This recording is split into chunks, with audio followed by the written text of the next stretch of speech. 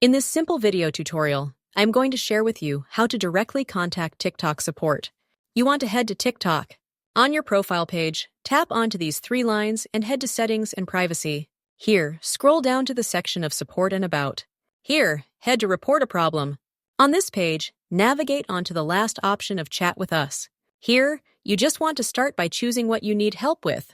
If not among the listed, tap on Other. They will reply, and still, if not among these ones, tap on the Renew button to get multiple responses. If you've failed to get what you exactly want, write to them that you want to directly chat with one of their support team. They will reply with a Submit ticket. You just want to head to it.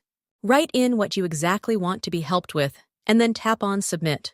Your request will get processed and replied within 24 hours or lesser, depending on how busy they are. Well, that's how easy it is to directly contact TikTok support team. And if you find this video helpful, consider subscribing to our channel for more informative tutorials like this one.